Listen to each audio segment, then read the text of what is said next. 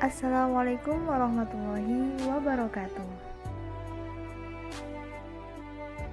Perkenalkan, nama saya Reni Elisa, NPM 2012-10-11-8, Prodi Pendidikan Agama Islam, Fakultas Tarbiyah, Institut Agama Islam Ma'arif NU, Metro Lampung.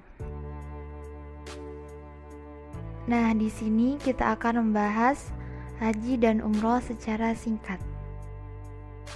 Untuk memenuhi tugas pengembangan materi pendidikan agama Islam 1 dengan dosen pengampu Ibu Rina Midahayati MPDI.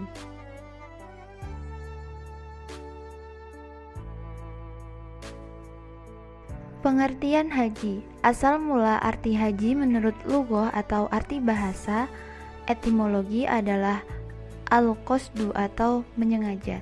Sedangkan arti haji dilihat dari segi istilah atau terminologi berarti bersengaja mendatangi Baitullah atau Ka'bah untuk melakukan beberapa amal ibadah dengan tata cara yang tertentu dan dilaksanakan pada waktu tertentu pula menurut syarat-syarat yang ditentukan oleh syara semata-mata untuk mencari ridhonya Allah.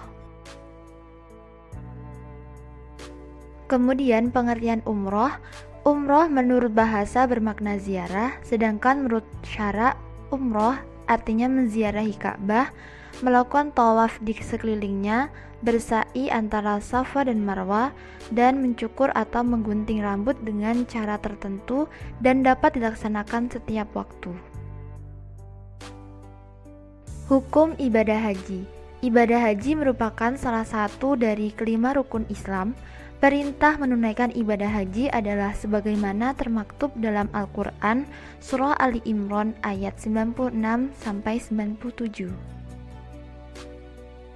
Ayat tersebut menjelaskan bahwa ibadah haji itu wajib, tetapi hukum wajib itu dikaitkan dengan kemampuan karena ibadah ini merupakan sebuah perjalanan yang membutuhkan kemampuan materi dan kekuatan fisik. Selanjutnya, syarat wajib haji dan umroh.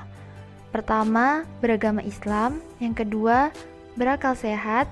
Yang ketiga, sehat secara jasmani dan rohani. Yang keempat, baligh atau mencapai usia dewasa. Yang kelima, merdeka, bukan seorang budak.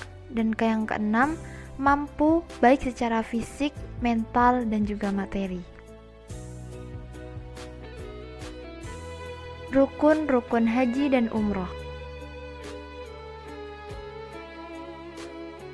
Yang pertama yakni ihram. Ihram adalah nama yang diberikan untuk keadaan khusus, keadaan suci yang menandai dimulainya haji untuk setiap jamaah. Ihram dimulai dengan membaca niat dan mengenakan pakaian serba putih untuk melambangkan kesucian dan kebersihan. Yang kedua yakni wukuf. Wukuf adalah ritual untuk berdiam diri. Tidak hanya berdiam dan tidak memikirkan apapun, namun ketika masa wukuf hendaknya selalu berzikir dan berdoa di padang Arafah dari matahari terbenam sampai matahari terbit. Wukuf akan dilaksanakan pada tanggal 9 Zulhijjah sampai dengan 10 Zulhijjah. Yang ketiga yakni tawaf. Tawaf adalah ritual yang dilakukan dengan berjalan mengelilingi Ka'bah berlawanan arah jarum jam. Ketika sudah tiba di Masjidil Haram, jamaah harus melakukan tawaf kedatangan. Selama tawaf, jamaah bisa mencium atau menyentuh Hajar Aswad. Mereka berkeliling seraya mengucapkan doa. Jika jamaah tidak bisa mencium atau menyentuh Hajar Aswad karena keramaian, jamaah cukup menunjuk batu dengan tangan mereka. Yang keempat yakni sa'i.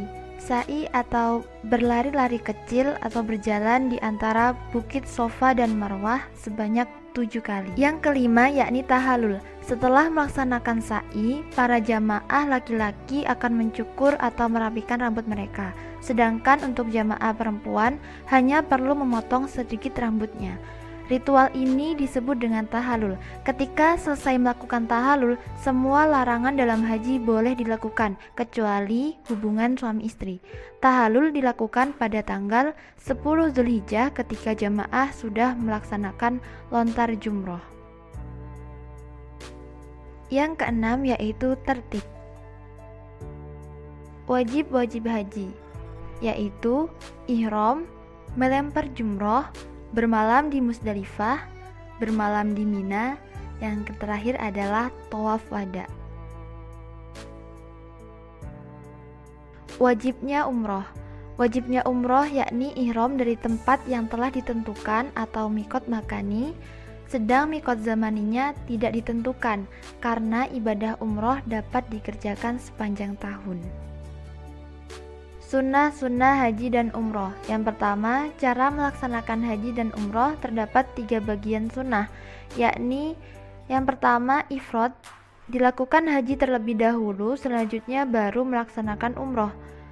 Tamatu, melaksanakan umroh terlebih dahulu, selanjutnya melaksanakan haji. Dan kiron, ibadah haji dan umroh dilaksanakan secara berdampingan. Kemudian sunnah yang kedua, membaca talbiyah selama dalam ihram hingga melempar jumroh Aqobah pada hari raya Idul Adha. Yang ketiga, berdoa sesudah membaca talbiyah. Yang keempat, berzikir selama tawaf. Yang kelima, sholat 2 rakaat setelah tawaf. Dan terakhir, masuk ke Ka'bah. Nah, itu pembahasan secara singkat tentang haji dan umroh. Terima kasih telah menyaksikan. Mohon maaf bila ada kata-kata yang salah dan kepada Allah saya mohon ampun. Thanks for watching. Wallahul muwafiq ila aqwamit thoriq.